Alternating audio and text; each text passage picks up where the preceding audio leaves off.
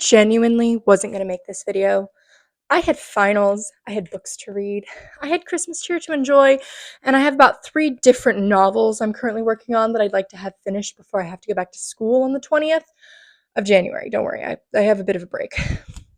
However, then I was scrolling and I was searching and I was watching things, and I kept seeing this array of critique of the new Stranger Things season come around. And this is not to say that critique is bad. I'm very pro critique. However, I kept seeing these videos. Dozens and dozens of videos complaining about the acting being poor, the writing being bad because the foreshadowing makes sense. And my personal favorites, the people complaining that their given favorite character was given either too much or too little screen time. And so eventually I reached the point in my ability to stand insanity that is the internet and people's lacking of media literacy that I, of course, had to make a video about it. Also, it's Stranger Things.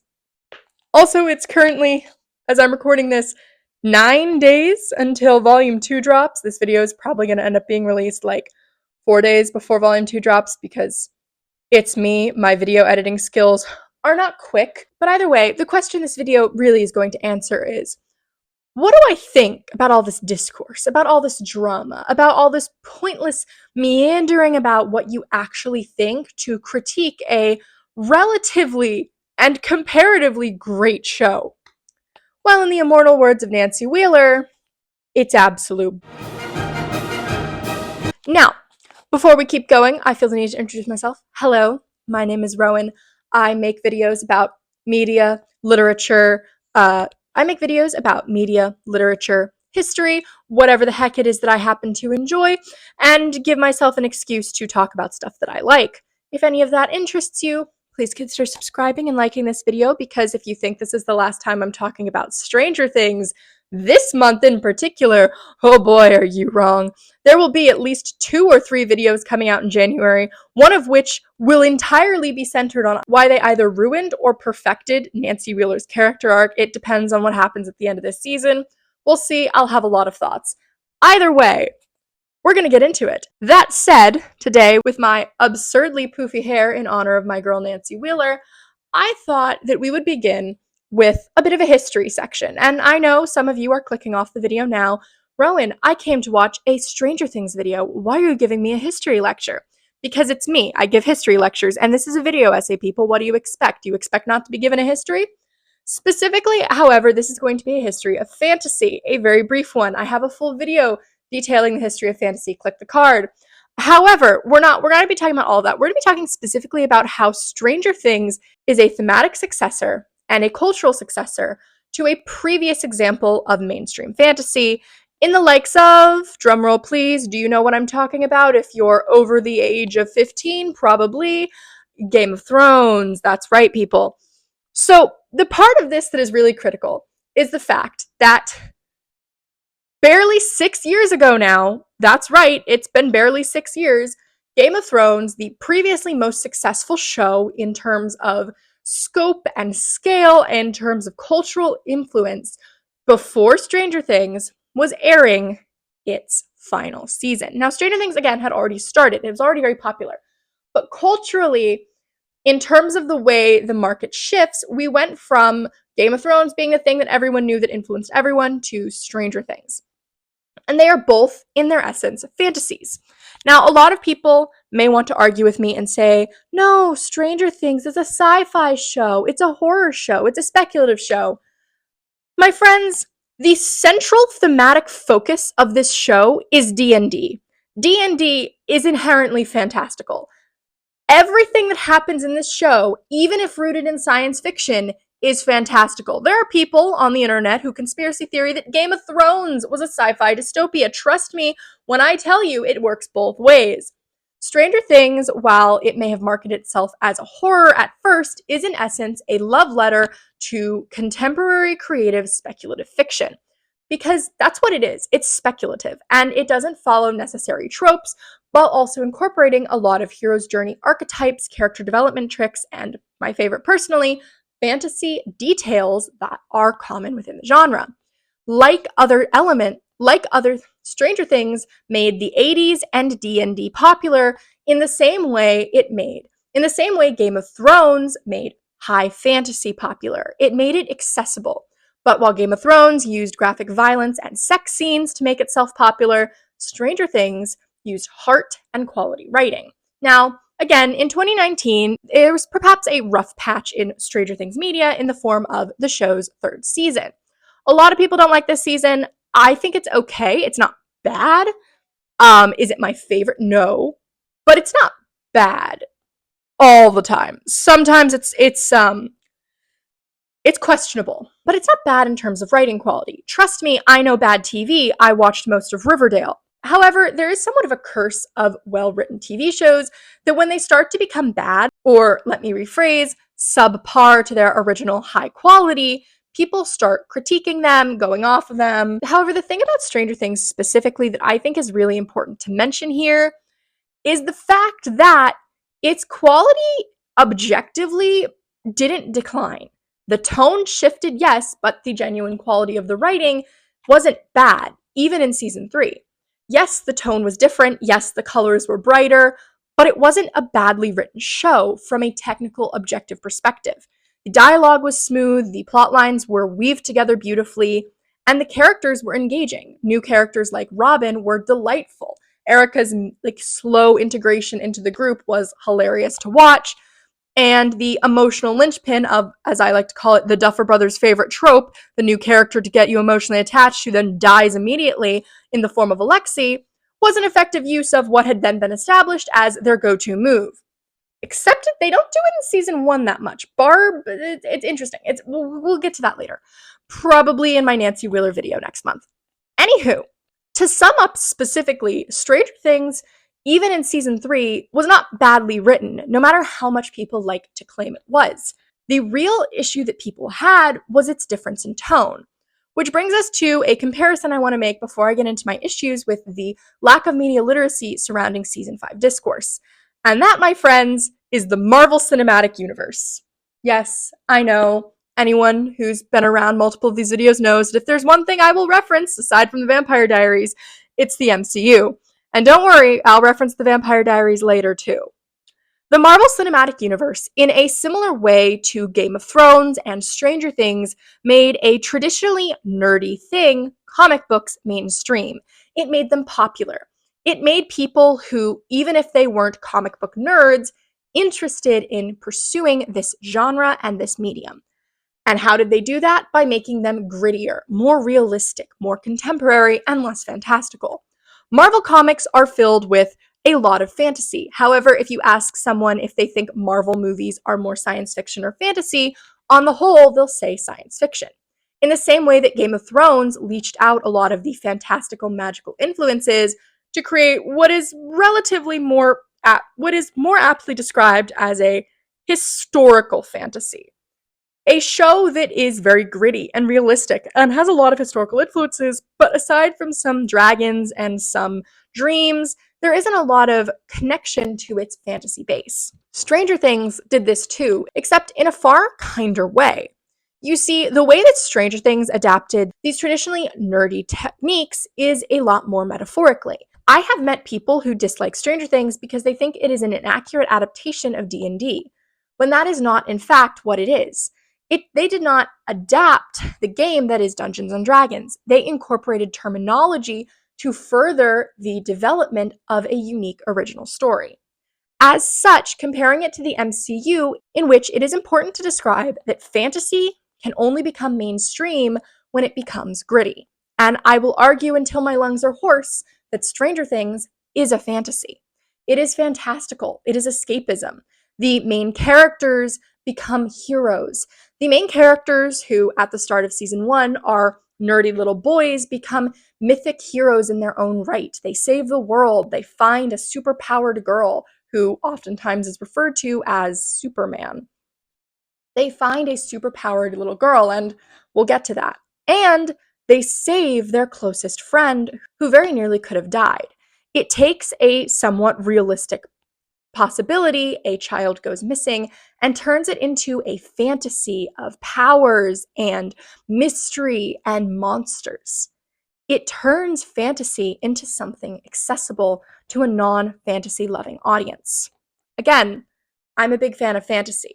My best friend is, for the most part, not. She's more of a horror fan, and she loves Stranger Things. However, she started liking it less as the seasons progressed, specifically because in her mind, it doesn't feel the same. And I agree with her. Stranger Things' tone has not remained consistent throughout the show. And that was a conscious choice the creators decided to make. Attacking them for wishing to change course is not what you should be doing. The tone of a TV show will inevitably change as the writers develop and evolve. And this, my friends, is where I bring in my Vampire Diaries comparison. There is a very clear tonal shift between the first two seasons, seasons 3 and 4, and then seasons 5 plus of the Vampire Diaries. The first two seasons, it's a lot smaller scale, more simplistic, more local mystery, more drawn out suspense. Seasons 3 and 4, we know the big bads, but we actually like them. They're more engaging than the heroes at times, and the stakes keep getting higher and higher. Instead of just, oh, the local town vampire hunters are going to kill us, now it's all vampires could become extinct. This is raised even further in season 4 when this gets all the more damning. And then we get to season 5, and the stakes raise once again, but the tone seems to drop. We went from in-depth, complex, suspenseful villains to jokes and cheap twists and reusing the same actor for the 5th different character because everyone's a doppelganger. By season 6, there's a bit of a tonal shift again, and the fans largely agree that it seemed to get the show back on track. We had an excellent villain in Kai, we had suspenseful twists, dramatic endings, and for the most part, with the exception of, don't get me started on Caroline Forbes' arc in this season, the show remained consistent with its previous rules. And then season 7 and 8 rolled around, and it once again wobbled. It returned to this weird state of comedy. Nothing had suspense. The theming, the framing, it was all off, and no one really knew why. I still don't know why. I'm hoping to get the behind-the-scenes drama book about the Vampire Diaries for Christmas, and if so, you'll be sure I'll be making a video about that mess of a thing. However, my point in regards to Stranger Things still stands. The Vampire Diaries was a show that started out as a suspenseful mystery and slowly devolved into an unhinged teen drama, the likes of which you had never seen before. This tonal shift is also best depicted in its spin-offs. The originals kept its Southern Gothic tone for a while and eventually drifted into this weird middle ground where it's sort of knockoff Anne Rice, it's sort of not, and, well, there's problems with it, but that's a different video. Whereas Legacies, the direct thematic successor of the Vampire Diaries, in the same setting, the town of Mystic Falls, became a show with the worst tonal problems I have ever seen. Because the thing is, I watched Legacies first. I watched it, and then I went to the Vampire Diaries, and I could clearly see how much better the Vampire Diaries was than Legacies because it didn't have the tonal problems.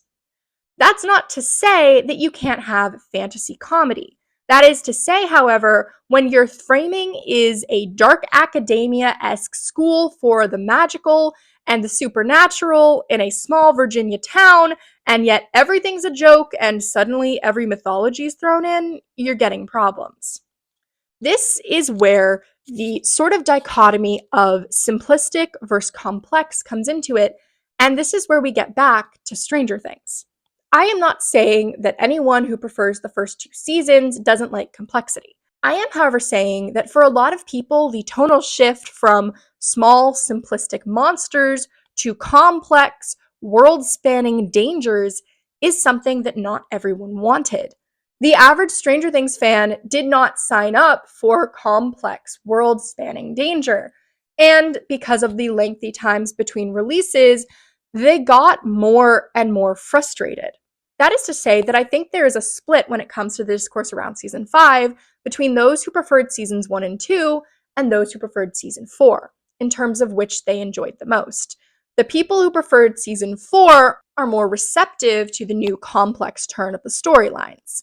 Whereas in contrast, the people who liked seasons 1 and 2 feel that the show has now shifted entirely away from the tone and themes they originally loved. And this, my friends, is how we get into my issues with the discourse surrounding season 5, specifically the lack of media literacy within those discussing it. Did you like my use of that buzzword there, media literacy?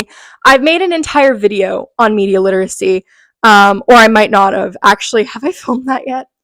Either way, I have plans for quite a few videos on media literacy, mostly because I'm, a fan of it. I like media literacy. I'm an English history double major. Basically, analyzing stuff is my entire school career. As such, I am aware to a certain extent how some people just don't care about textual analysis when it comes to media, especially TV shows. And that's not to say you should. There are some shows that I enjoy just to enjoy and have no need to textually analyze. One of me and my mother's favorite TV shows, NBC's Grimm, could be a goldmine of textual analysis. I don't particularly care to because I think it's just a fun show for me personally. I referenced that time one of the characters went, "Oh, look, it ate a baby" in my history class the other week, which was really funny, especially because we were discussing the cannibalistic Sleeping Beauty version. It's a hoot. I highly recommend it if you want to be scarred beyond belief. It's the one adaptation, the fairy tale adaptations books that I used to love, such as The Sisters Grimm and The Land of Stories, never touched. Because getting into the cannibalistic, incestuous origins of Sleeping Beauty is disturbing for anyone. Spoiler alert, I may or may not be filming a Sisters Grimm video tomorrow. Who's to say? But my long tangent short, media literacy, insofar as I am going to be discussing today, purely rests around one simple aspect of media literacy. The fact that readings of literature and media are not always the same, and there is usually not one correct reading of a given subtext. For the sake of this, I'm going to use a classic literary example as to avoid drama. William Shakespeare is a writer of which there are hundreds of college classes across thousands of universities, all of whom are Shakespearean scholars who will say entirely different things about the interpretations of a given play. That's a fact. Literally, everyone says something different about Shakespeare because the textual interpretation varies so greatly. I wrote an essay on Shakespeare. My entire English class wrote an essay on Shakespeare's A Midsummer Night's Dream, and our interpretations are entirely different from one another, even though a good chunk of us probably picked the same prompt, as there were about 3 or 4 prompts to choose from and about 30 of us in the class. As such, there's different interpretations. Some can interpret A Midsummer Night's Dream as a comedy, as a tale of the dangers of love. Others can say it's a satire about Shakespeare's own success with Romeo and Juliet. Both are valid interpretations of the text if you can defend your evidence. With that out of the way, I feel the need to emphasize that I am not saying that my interpretation of the Stranger Things text as I perceive it is the one ultimate correct view of things. I could be proven wrong. I probably will on some counts in 9 days, and then again in 15 when it comes to the series final. I will most certainly be proven wrong in some way, shape, or form. That does not, however, negate the way I am choosing to interpret the text or the way others are choosing to interpret the text. I am not saying that your interpretation being different from mine is wrong. I am saying the people saying that are wrong. For clarification, the posts that really inspired me to do this were Tumblr, because of course they were. It's a hellscape still to this day. And specifically the posts that were emphasizing their belief that Nancy Wheeler's character arc will be ruined if she ends up with either Steve or Jonathan. Now, first, this gave me horror flashbacks to my action films and gender class this semester, in which my horribly lacking media literacy classmates went on a long rant about how Sarah Connor from The Terminator is in fact anti-feminist because she has a child and therefore bad. I'll get into that one day, don't you worry. I already have that one planned out too. I specifically in this case found issue with a detail of sorts that this kept getting thrown around. This new wave feminism mentality that motherhood, marriage, and maidenhood were inherently anti-feminist. This is part of a movement that I take issue with for a variety of things that says that the only way a woman can be a feminist icon girl boss is to sleep around and never settle down and or live on her own celibately. Those are the two options. She can be a promiscuous young lady, or she can be a permanently celibate anti-man-hating young lady, or she can become a lesbian. Those are the three options for an enlightened feminist modern woman. And I have issues with this. I write romance, for one. For two, this is in fact inherently anti-feminist. By trying to claim that you are feminist, saying that women cannot have children or love or marriage because it would ruin their characters and destroy their growth, you are lacking an understanding. You are lacking the understanding that when you make this argument, you are in fact stating, therefore, that a woman's only role within regular society is that in order for a woman to be powerful or have a productive or important role, she must therefore emulate the traits and characteristics of a man. Do you see your faulty logic, people? Sorry, I had to go on that rant. Again, I guarantee that this will get people pissed at me. I'm not saying you can't disagree with me. I am, however, saying that if your argument against Nancy ending up with either Steve or Jonathan is that she's better off alone, shut up. This problem with this argument, in particular when it comes to Nancy, is the way that it lacks the understanding that Nancy's relationship with both Steve and Jonathan has been a key aspect of her character throughout the show. Trying to say she can't end up with either of them, it's pointless high school drama, is in fact missing the core text of the show. And by trying to claim that your defense has validity because of that one time in that one scene where Nancy complains about her parents' marriage to Jonathan in season 1, you are in fact missing all of the further development of this character and plotline throughout the rest of the show. Nancy, as a feminist girl boss icon, not because she rejects traditional conformity, but because she is a complex, three-dimensional character with depth and development. Nancy starts the show as this underestimated, pretty, prissy girl. By the end, and by the awesome shot of her really taking out some soldiers in the season 5 volume 2 trailer, Nancy is a classic action hero a la Sarah Connor. And I know I'm going to get a bit conspiracy here, but who did the Duthers specifically cast in volume 2? Linda Hamilton, Sarah Connor. The Duffer brothers are clearly fans of 80s media, and Nancy is, in thematic essence, an 80s action hero with the complexity that a lot of them lacked and the detail that a lot of them did not get to develop. Nancy has traumas, she has wants, she has needs, she has desires, and most importantly of all, she has character development. Nancy's issues in season 1 with conforming to marriage are not that she hates marriage altogether or that she hates romance. She doesn't. She's in a happy relationship with Steve for the most part in season 1, and we'll get to season 2 later. Nancy's issues are not with conformity. They're with loveless marriage. They're with being in a relationship because it is expected of you by society and by the imposing forces of those around you. Her issue with her parents' marriage is my issue with Nancy and Jonathan's relationship in season 4. The both of them treat it as if it is a societal expectation, an imposition that the people around them are insisting they participate in. That is an argument based on the text against their relationship. The argument against their relationship is not, she needs to end up on her own. That is a cheap, shallow, reactionary response to a text that is clearly quite focused on how romance and character development works in each other's favor. I have a bias. If you haven't already guessed or seen my other video, unhingedly recapping Stranger Things Season 1, I am a big fan of Steve and Nancy's relationship. But I'm not a big fan of it for willy-nilly reasons. I'm a big fan of it because the text of Season 4 convinced me of its validity. And this will bring us into our next point as well when it comes to Will, and don't worry, we'll get to Will. But I rewatched Stranger Things for the first time in a while in 2022 before Season 4 came out.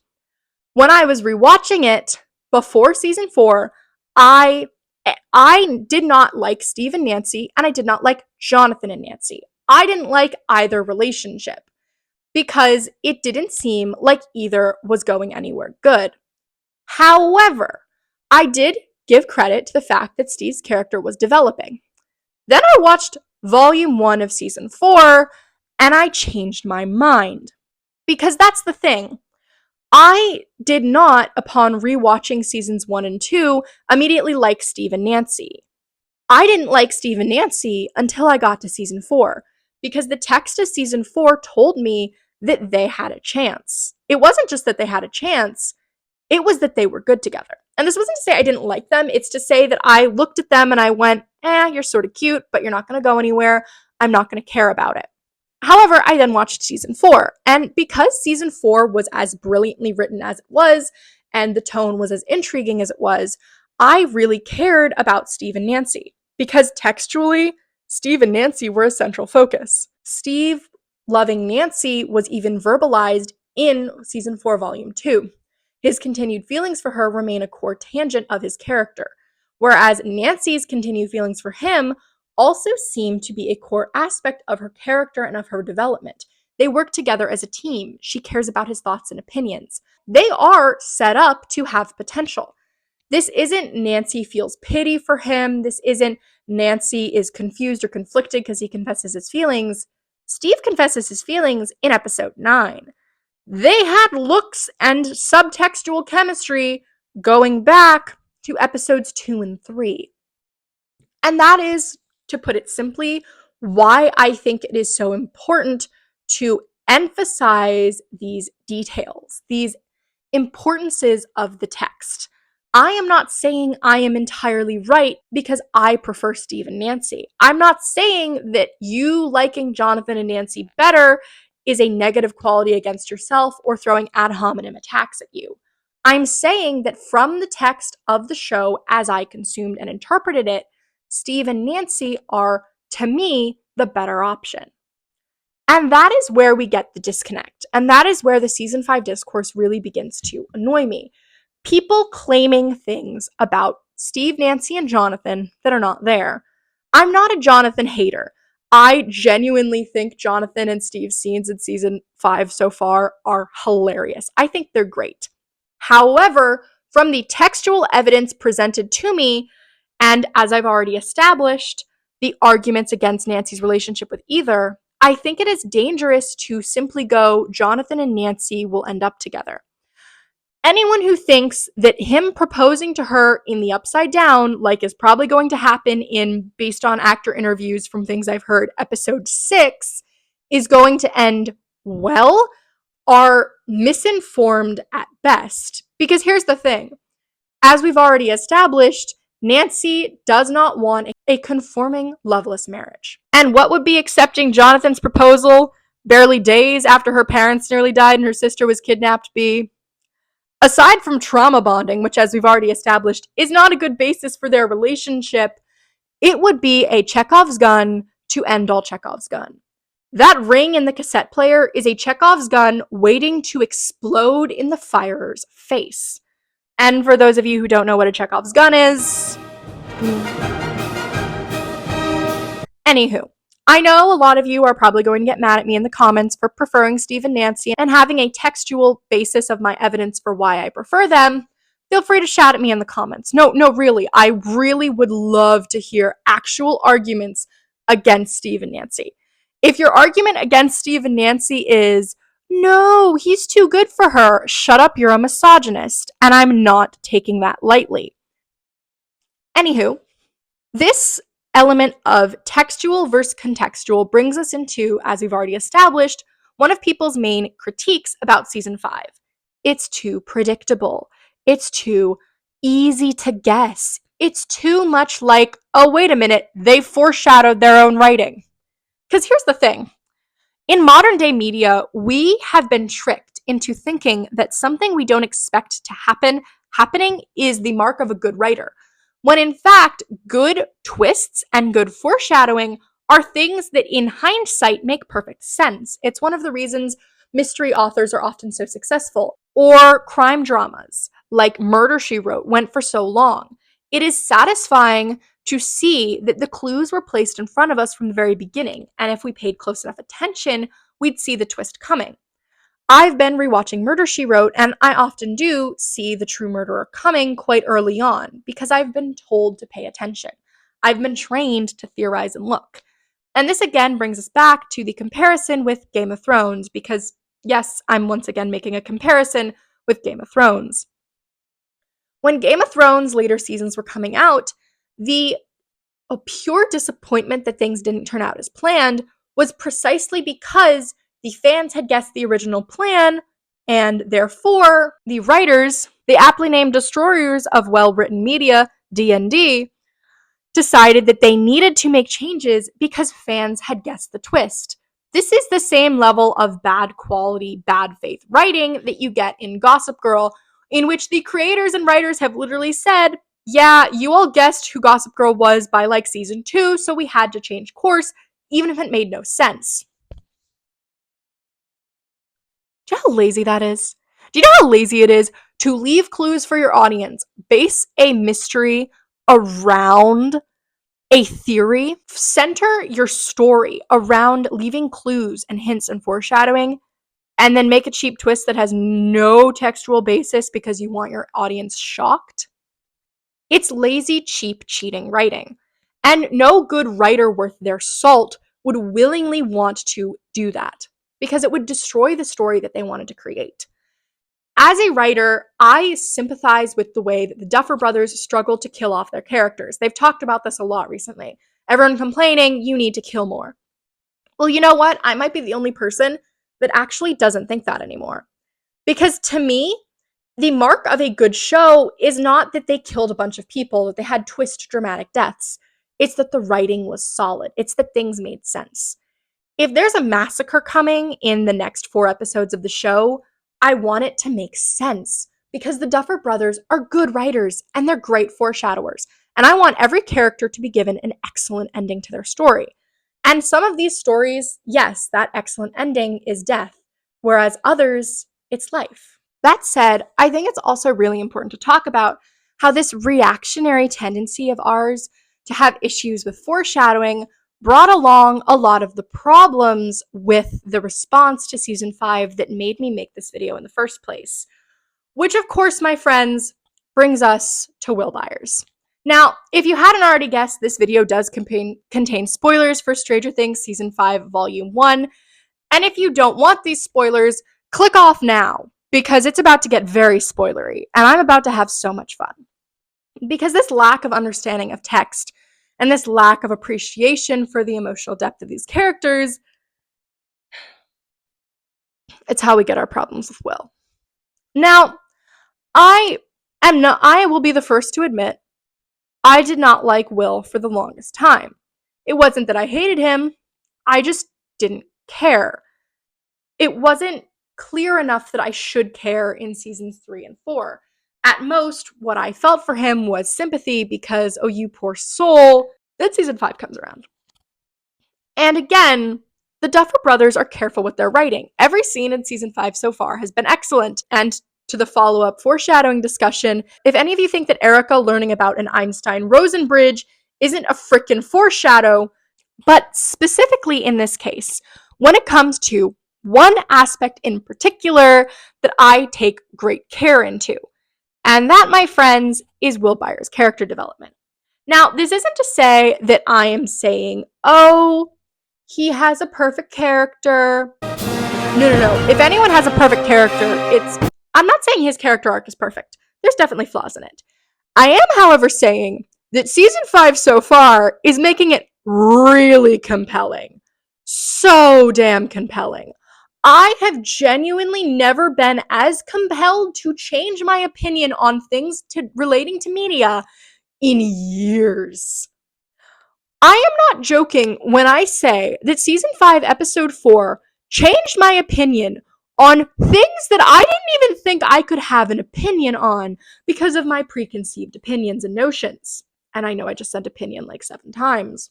Season 5, episode 4 not only changed my mind on the validity of Will's character arc And the fact that, yes, actually it all makes sense, it genuinely made me think that Will Byers and Mike Wheeler would thematically make sense. And yes, people, that's right. I was converted to Byler in 45 minutes of television. Wow. I mean, I'd say it's a record, but Caroline converted me in 3 minutes? This is not to say that I'm a rabid shipper. However, this is to say that the text of the show was so good that it genuinely made me think this has validity. And I'm not being a conspiracy theorist here. The text agrees with me. Because if you tell me that Robin Buckley, our lesbian queen, giving him the "I felt so free" pep talk, and then staring as Will flirts with Mike openly, is not visual text that there is something there, I don't know what is. And this is not, again, to speculate or to specify or to say that I think they'll end up together. I'm not convinced.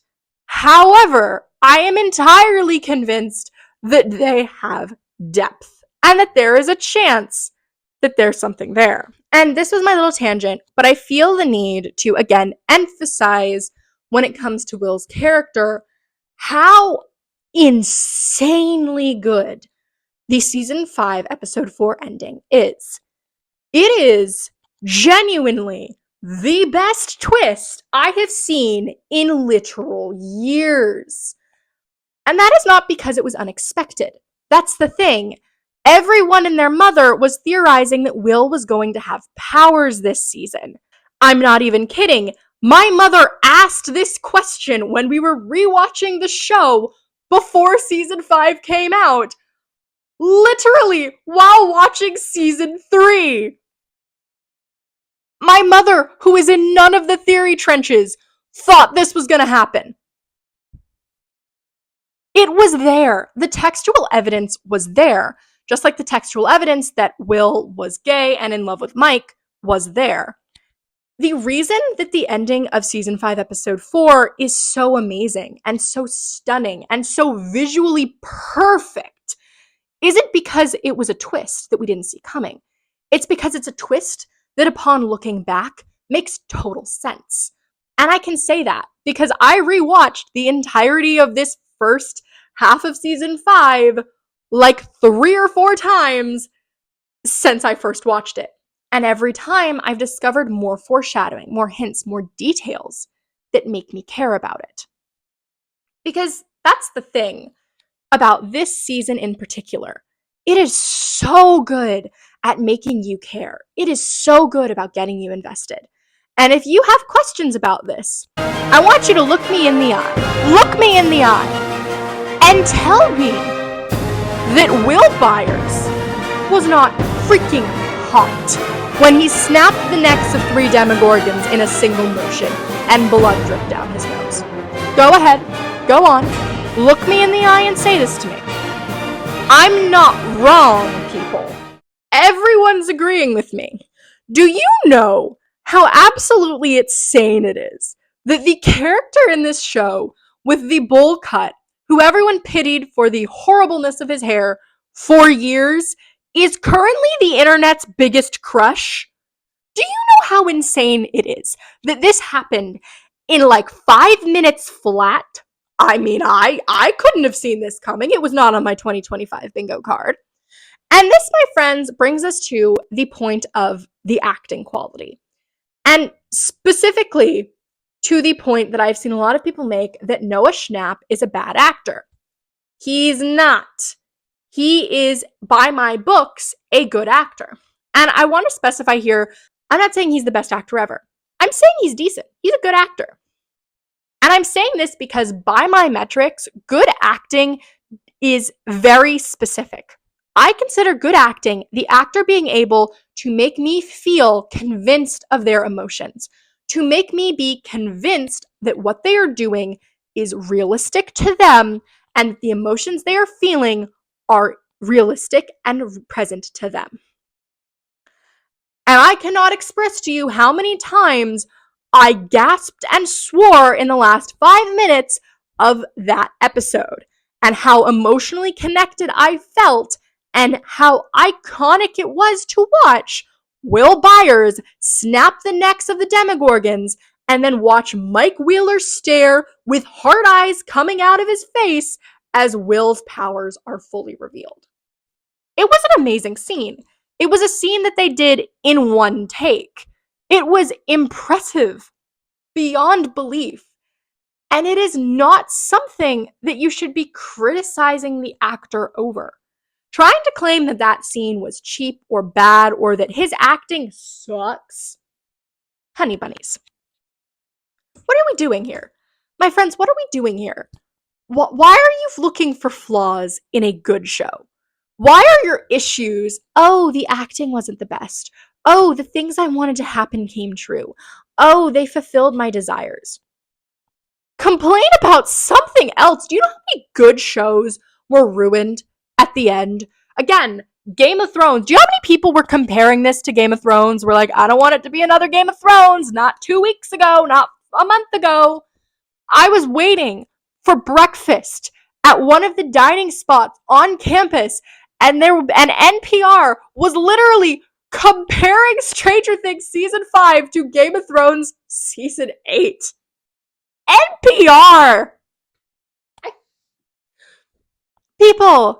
People, stop it. Stop getting annoyed that you got what you asked for. Please, find valid criticism. There are valid issues you can have with this season. There are valid issues you can have with anything about the show. Your valid issue is not that they gave you what you asked for. That is not a valid issue. And this brings us to another point that in particular rubs me the wrong way, which is how many people are so annoyed that they brought Kali back. You all asked for this. You asked for it. Why? For the love of all that is holy. Did you all ask for this and then turn around and make videos complaining that what you wanted to happen happened? Textually, Kali coming back is a good twist. I was convinced that Vecna was there for quite a while. I was convinced that it was Vecna that the government had, and that he was trying to break free and use his mind powers to get the children. I was convinced of that. That was a good bait and switch. It was a great bait and switch. The only point I realized it was when I realized, oh, we're going to have the crashing of the military base, and I knew Vecna was going to show up. Why are you complaining that a character who was objectively a loose thread in the context of the show has returned to tie up loose ends? Why are you complaining? More importantly, why are you openly hating on the Duffer Brothers for doing this? It's their show. Let them write it how they want. Let them bring back a character they created for a purpose. And I think this has a lot to do, again, with people's issues in the change of tone. Because this does come back to me to the change of tone issue, which is season 3 and 4 and 5 have a much different tone. They have a much larger, more grandiose tone than seasons 1 and 2. And a lot of people don't like that. And it's fine. It's fine to not like it. But to claim that it ruins the quality of the show is disingenuous. The quality of the show in terms of writing has remained the same. In terms of escalation of conflict has remained the same. It has the same thing happens in every show ever. And if you want a non-fantasy example, I will give you a non-fantasy example. Crime dramas escalate. We get to the point in which our FBI or beat cop characters have somehow pissed off the international crime ring and nearly die. We get to the point in political dramas of presidential coups or secret assassinations or whatever the heck it is that happens on Scandal after season 4. Both of those things and more things you could not even comprehend. Escalations are a natural part of storytelling, and especially of television shows. You shouldn't be angry at the writers for doing what it is that makes them good writers. And if there's one thing that you take from this video, and you can take any of it, you can take what I say with a grain of salt, you can take my media critique and analysis with any given grain of salt that you wish. I really want you to take from it that you should not be attacking creatives and creators for doing what it is that they want to do. You, as the audience, are not entitled to forcing your will upon a creator of something you care about. That is not how it works. You do not get to critique an artist for their art. You can critique the art, you can critique your enjoyment of the art, but do not critique the creator as being bad for doing what it is that everyone does. The Duffer Brothers are good writers. Stranger Things is an original idea in a realm of remakes and sequels and low-level plagiarism. In a world where one of the best-selling books of this year is an adapted Hermione fanfiction and the highest-grossing movies are sequels and remakes, why are you nitpicking actual, new, creative ideas from people who are good writers? Why is this the hill you wish to die on? Why are the relationships of these characters and how it will ruin their character arcs the hill you wish to die on? Why is the acting the hill you wish to die on? Why is this show so anger-inducing to you? I don't know. I am, again, not saying you are bad for having feelings or opinions, and I want that to be made clear. What I am saying is critiquing this show in the lens of which people have been critiquing it is an underestimation of its strengths and its character. I want you to take away from this video, not that I'm saying I am entirely right, but that there needs to be more media literacy when it comes to discussing these shows, when it comes to critiquing these pieces of media. I love Stranger Things. I think it's a great show. I have differing opinions with basically all of my friends about the show, aside from, Nancy's a badass. We love Steve, and Robin is our queen. But that said, my opinions are on the whole controversial. I don't think they need to kill off a bunch of people for it to be valid. I don't think the shift in tone is a problem. I don't think that Steve, Nancy, and Jonathan are a problem. And that is what you need to take from this.